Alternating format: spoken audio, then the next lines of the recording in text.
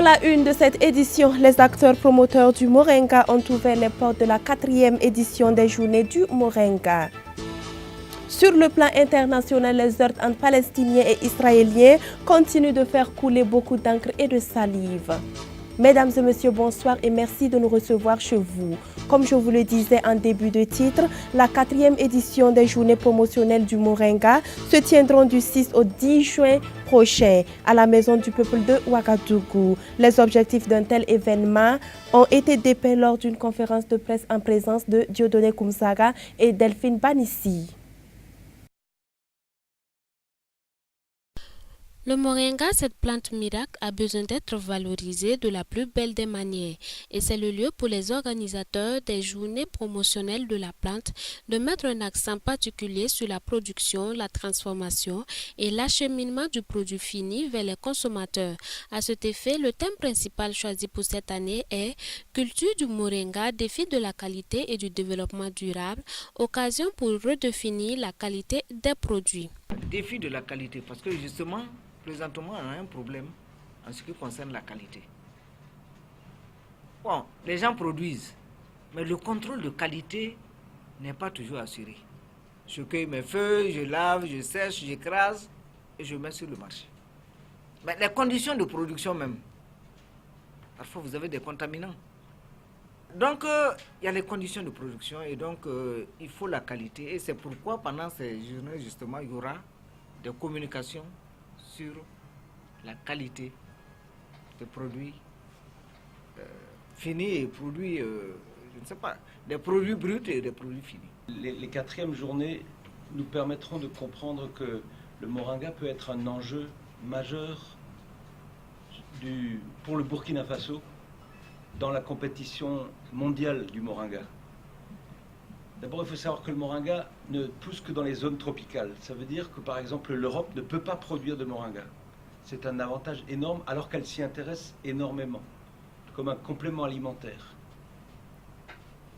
Et pour compléter ce que disait le docteur Milogo tout à l'heure, en parlant de toutes les maladies qui sont soignées, il faut que progressivement, avec le moringa, on passe vers une culture de la prévention pour la santé.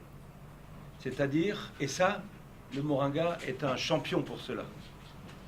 Avec le moringa, on peut éviter probablement 80% des maladies courantes, ce qui représente évidemment un gain énorme pour la santé de chacun et pour les économies que chacun peut faire, sans parler de celles de l'État.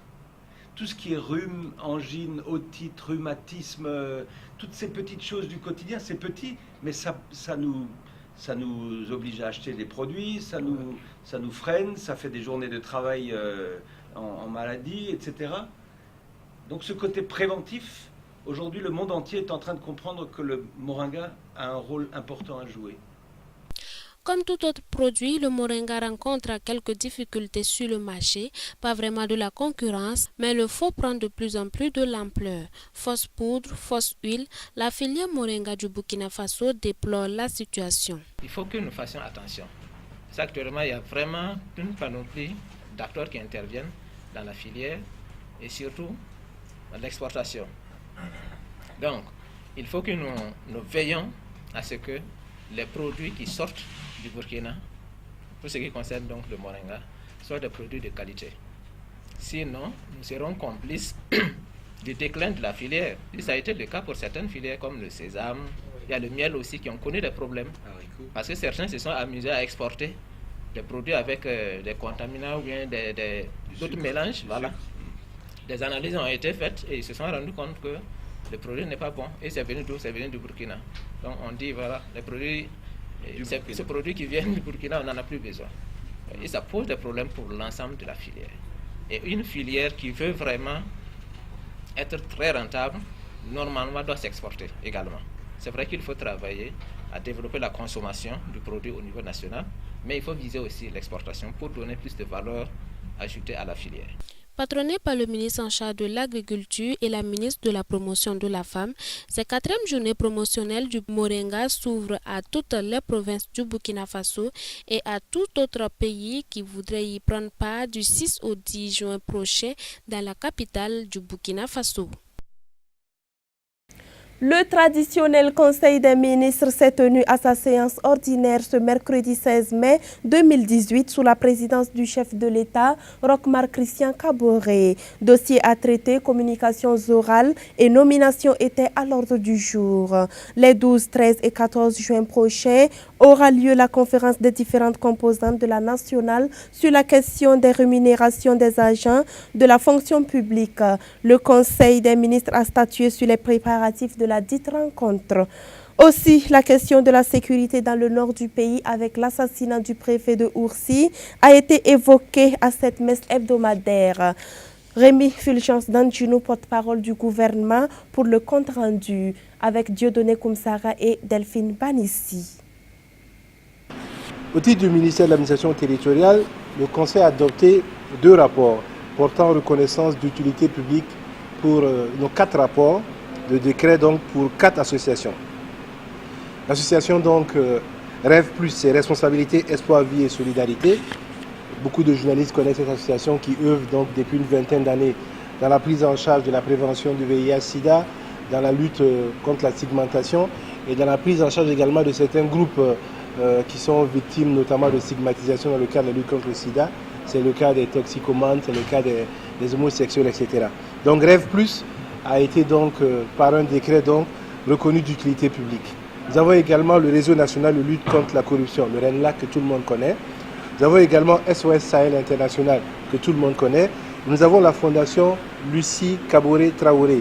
Tout le monde connaît cette fondation-là, à cause notamment de sa fondatrice qui est décédée il y a quelques mois de cela, qui lutte énormément pour la promotion de la veuve et des orphelins au Burkina Faso.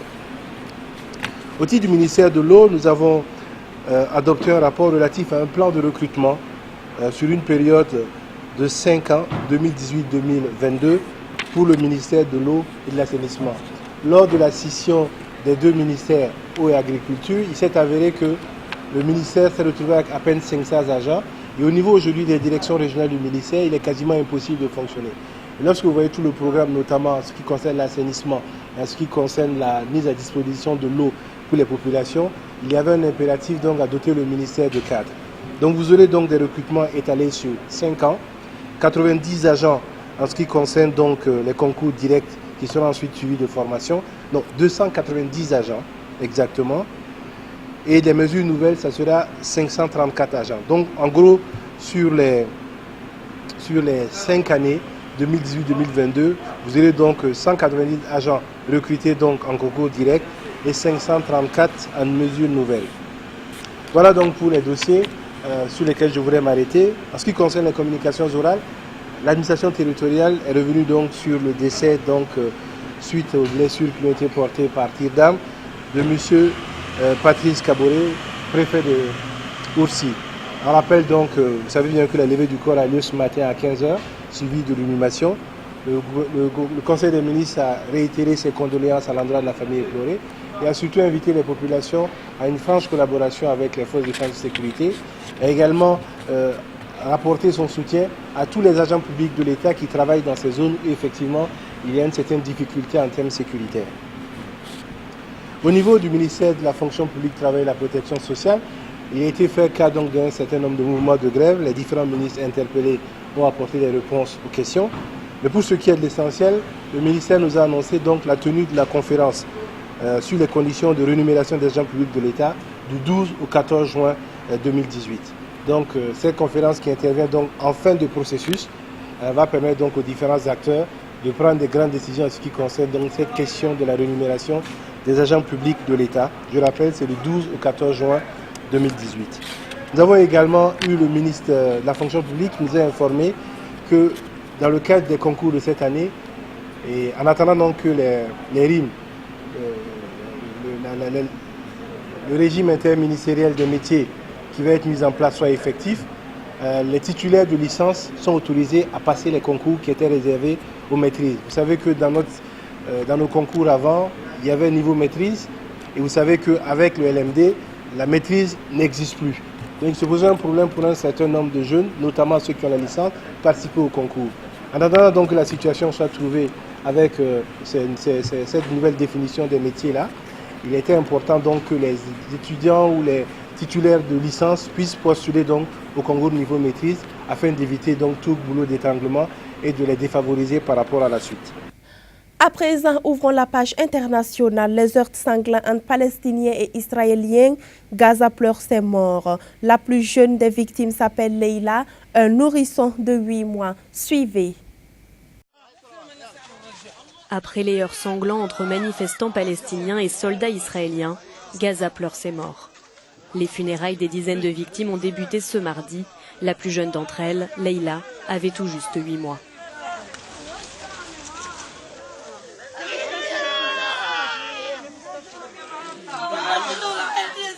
Alors que la grande majorité des Palestiniens ont été tués par des tirs de snipers israéliens, la petite fille serait elle décédée à cause de l'inhalation de gaz lacrymogène.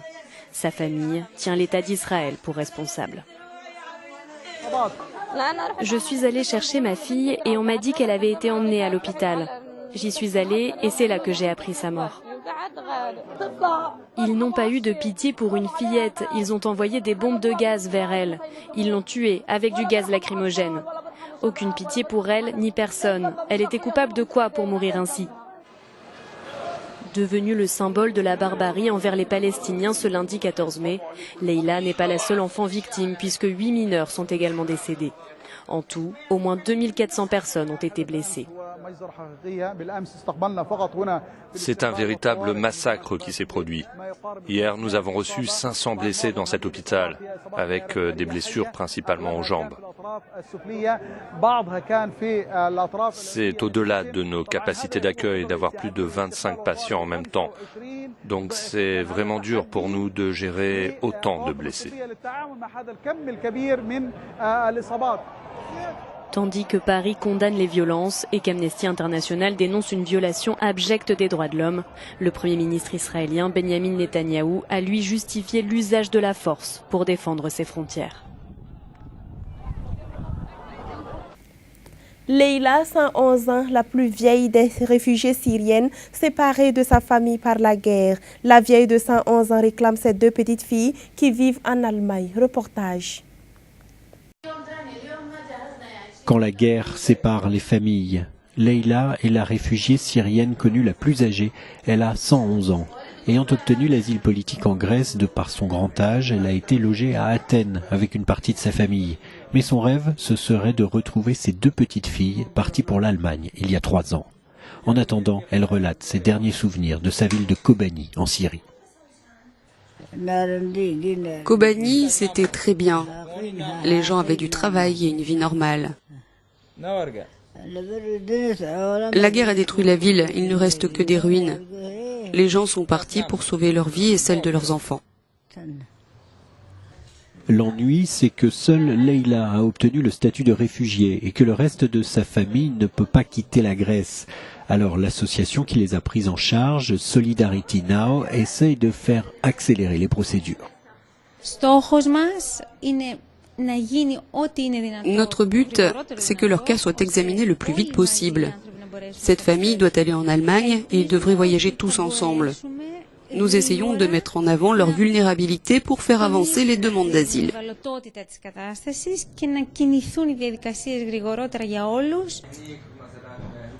Leila Saleh est arrivée en Grèce en novembre dernier, transitant pendant 4 jours par le camp de réfugiés de Moria sur l'île de Lesbos. Si son fils et sa belle-fille obtenaient le statut de réfugié et pouvaient voyager avec elle, Leila pourrait se rendre en Allemagne et s'installer avec ses 2 petites filles qui rêvent de revoir leur grand-mère avant sa mort. Mais à 111 ans, Leila sait qu'il ne reste pas beaucoup de temps.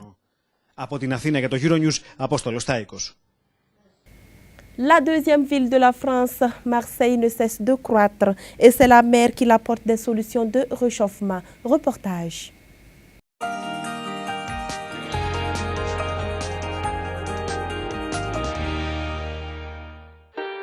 La Méditerranée compte plus que jamais pour Marseille. La deuxième ville de France ne cesse de croître. Pour répondre à ses besoins énergétiques, elle a cherché des solutions durables. Et c'est la mer qui les apporte. L'énergie dégagée par le delta de température entre une boucle d'eau de mer et d'eau douce sert à chauffer ou refroidir des immeubles d'un nouveau quartier. Ce projet, Massileo, soutenu par le Fonds de cohésion européen, utilise des technologies jamais appliquées à cette échelle. En tout, ce sont 2,7 hectares, dont un hôtel, des appartements et des bureaux déjà construits. Plus de 750 personnes bénéficient déjà de ce réseau énergétique, durable et intelligent, car les immeubles peuvent transvaser de l'énergie entre eux. Le fait de vivre ou de travailler dans un tel environnement sème déjà une graine écologique. J'ai le sentiment que les collaborateurs Eiffage, quand ils sont installés dans cet immeuble performant, ont développé une sensibilité plus accrue sur l'écologie et ont commencé à trier les déchets, à trier le papier qu'ils utilisaient au quotidien, à lancer des campagnes de récolte des déchets dans la rue pour être dans un environnement plus agréable. Qui dit nouvelles énergies, dit nouvelles façons de les maîtriser. Il existe même une sorte de palmarès entre voisins. Qui consomme le moins? Le concierge des immeubles nous donne des clés. Chaque personne dans son appartement possède un digiphone. Ce digiphone permet plusieurs activités, dont la principale, le coaching énergétique. La consommation au niveau de son électricité, éclairage, de ses prises électriques, de sa consommation en eau froide, de sa consommation en eau chaude et également du chauffage. Une facture moins salée, une ressource d'énergie durable, le modèle énergétique de Massileo inspire en Europe et au-delà. Mesdames et messieurs, ainsi s'achève cette édition. Merci de l'avoir suivi. Je vous retrouve demain à la même heure.